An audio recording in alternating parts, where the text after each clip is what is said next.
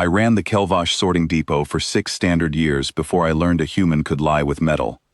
My name is Ilvan Sur, and under the Thren Processing Authority, I held the rank of quartermaster, labor registry, Sector 9.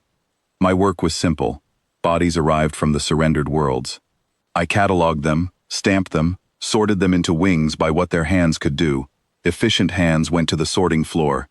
Strong backs went to the grain silos. Broken ones went to the infirmary, if there was room, and to the pit if there wasn't. I was not cruel about it, I was accurate. Accuracy was the whole of my religion.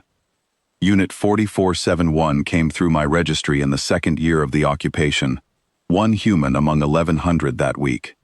He gave his name once, for the record, in a flat voice that told me nothing. Reese Calder. And after that, he answered only to his number.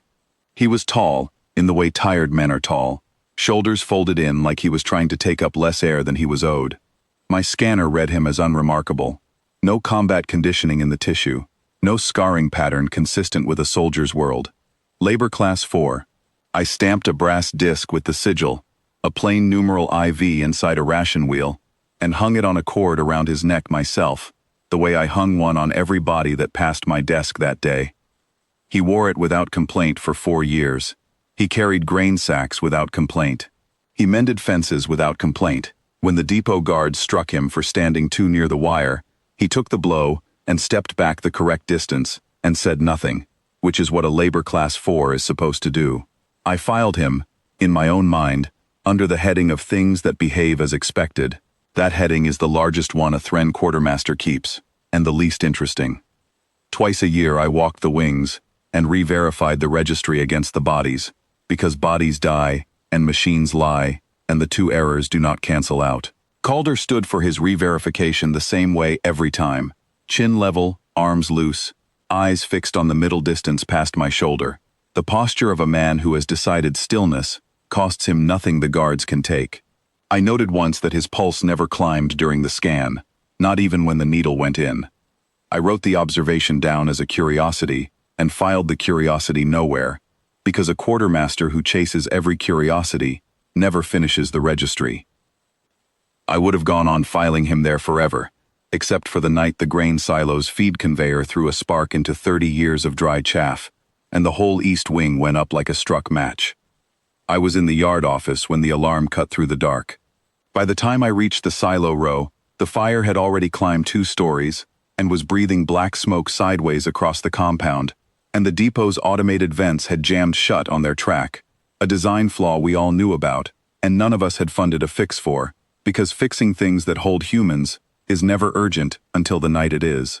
40-some laborers were sleeping in the low barracks built against the silo's western face, close enough that the heat was already blistering the tin roof.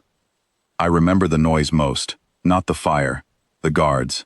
Thren guards shouting contradictory orders into handsets, running toward the wrong door, running back. We are not built for chaos. Our strength is in the register, the schedule, the known shape of a thing. None of us knew the shape of this. Calder did. He came out of the barracks already moving, already counting heads by torchlight, with 2 fingers pressed to each sleeping shoulder, the way I'd later learn combat medics do it on his homeworld. Fast, wordless, triage before waking. He didn't shout. He didn't look for a guard to tell him what to do. He simply began doing it, and the other laborers, half blind with smoke, fell into line behind him, the way iron filings fall into line behind a magnet nobody can see. The vent hatch above the barracks was the only way to pull the smoke off the sleeping wing before the roof gave, and its release pin had welded itself shut in the heat. I watched him try it with his hands twice, and burn them both times, the skin across his knuckles going white, then wet, then dark in the firelight, and he made no sound either time beyond a short breath through his teeth. On the 3rd try, he stripped the cord from around his neck, wedged the brass disc edge first into the pin housing, and threw his whole weight against it. The disc held, the pin sheared. The hatch screamed open, and the smoke lifted off the barracks roof in a gray column, and 40-some people who would have been ash by sunrise breathed instead. He did this 3 more times that night, twice more for jammed hatches, once to pry a fallen support beam off an old woman's leg while 2 Thren guards stood by shouting for equipment that was 15 minutes away, and each time he used the same disc, because it was the only tool he had, and each time its brass edge came away a little more scored, a little more scraped down to raw metal under the stamped IV. By the time the fire crews from the main compound arrived, the east wing was a blackened shell, and the barracks were empty of everyone but the smoke, and Calder was sitting against the fence with his ruined hands in his lap, counting heads one final time under his breath to make sure the number matched. It did. I only noticed the disc because I was the one who checked him into the infirmary afterward, and I was cataloging his effects the way I catalog everything, out of habit more than duty. The disc had two faces. I had only ever looked at one. Underneath the ration wheel we'd stamped into it, worn now to a bright scratch across the surface, was an older strike, deeper, a 5-point sigil, hand-punched, the kind of mark an armorer makes with a single blow and a steady hand, not a processing machine running 1,100 bodies a week. I have seen enough decommissioned homeworld service tags in 4 occupation years to know one when the overstamp finally wears through. This was his own service disc. Ours had never replaced it. Ours had only ever sat on top of it. I did not report this. I want to be precise about why, because I have turned the question over more times than I've turned over any inventory count in my career. It was not mercy exactly. Thren are not built for mercy the way humans mean it. It was accuracy. The report would have said Labor Class 4, and Labor Class 4 does not open 3 jammed hatches with third-degree burns on both hands, and never once raise his voice to ask for help. The report would have been a lie, and I do not file lies, whatever the reason for them. So I filed nothing. I logged the fire, the 41 survivors, the 3 structural failures, and I logged Unit 4471's hands, as burned in the course of assigned labor-adjacent activity, which was true, and which was also the smallest, flattest sentence I have ever written about anything that mattered. He never told anyone what the disc had shown me. He never asked what I'd seen, though I know he knew. I'd held it too long under the infirmary light not to have seen, and he watched my face while I did it. He simply held out his bandaged hand afterward, and I put the cord back around his neck myself, disc and all, scratched face out, the way I had 4 years before. He went back to the grain sacks the following month. He is still there, as far as my registry shows. I moved him to lighter duty near the gate, an efficiency adjustment. On paper, nothing more. And if anyone above me ever asks why a Labor Class 4 merits a soft posting, I have an accurate answer ready that is also, carefully, not the whole of it. I keep no photographs in my office.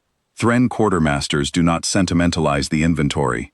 But I kept the burn record from that infirmary night in a drawer I don't file from, and some nights, closing the ledger, I take it out and look again at the small pencil sketch I made of the disc before I handed it back, the ration wheel worn thin, and under it, still legible if you know to look, the 5 points of a star that was never ours to stamp over in the first place.